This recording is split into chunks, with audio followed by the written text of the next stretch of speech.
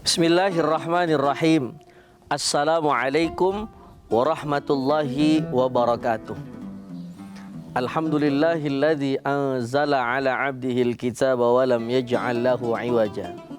Asyhadu an la ilaha illallah wahdahu la syarikalah. Wa asyhadu anna Muhammadan abduhu wa rasuluhu la nabiyya ba'dah. Tribuners yang dirahmati oleh Allah Subhanahu wa taala. Ketika kehidupan ini penuh dengan problematika dan masalah yang ada di sekeliling kita, tentu saja namanya manusia selalu berhubungan dengan manusia yang lainnya. Antara satu manusia dengan manusia yang lainnya mempunyai karakter yang berbeda. Ada yang orangnya periang, ada juga orang yang sukanya setiap hari ketawa mulu, pertanyaan orang apa orang gila itu. Ada juga orang yang memang setiap hari itu penuh dengan senyuman. Ada juga orang-orang yang setiap harinya kerjaannya marah-marah mulu. Siapapun yang ada di hadapannya pasti dimarahin terus. Maka kehidupan yang memang sifatnya kita al-insanu madaniyun bitabai, orang itu butuh dengan orang yang lainnya.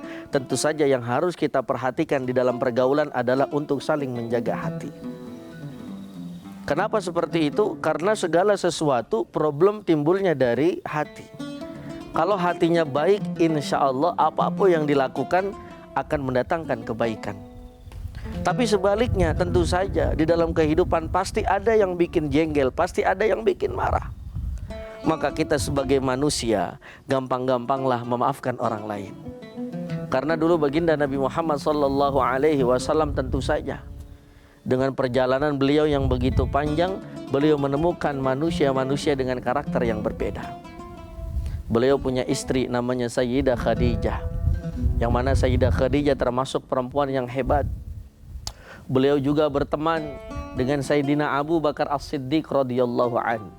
Beliau juga berteman dengan Sayyidina Utsman bin Affan, bahkan keempat daripada Khulafaur Rasyidin, rajin mendampingi baginda Nabi Muhammad sallallahu alaihi wasallam.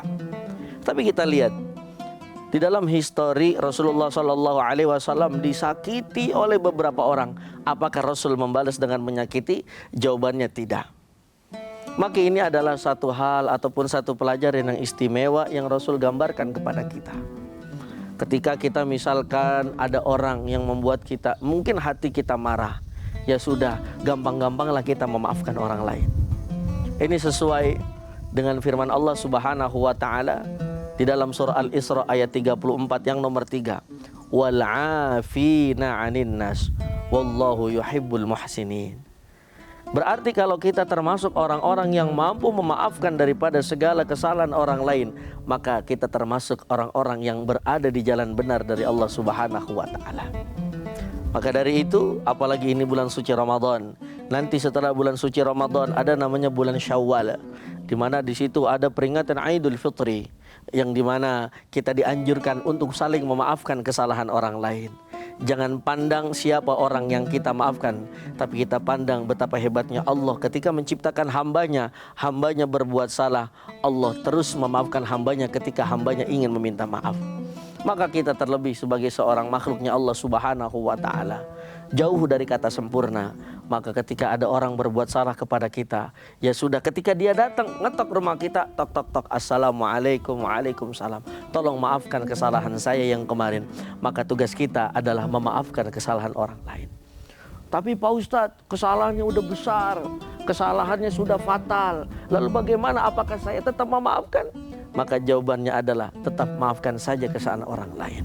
Karena kita tidak tahu lewat jalur mana kita masuk surga. Bisa saja kita masuk surga lewat jalur kita dengan memaafkan orang lain.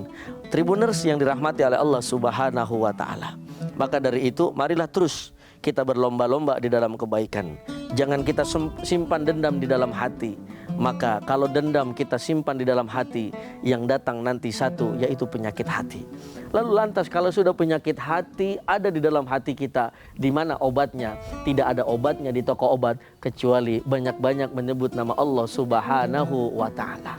Pada akhirnya Tribuners yang dirahmati oleh Allah Subhanahu wa ta'ala, ada sebuah pantun, jalan-jalan ketemu Mas Untung, beli ke Tanah Abang membeli kain. Kalau pengen kita jadi orang yang beruntung, gampang-gampang kita memaafkan daripada kesalahan orang lain. Wassalamualaikum warahmatullahi wabarakatuh. Download Tribun X sekarang, menghadirkan lokal menjadi Indonesia.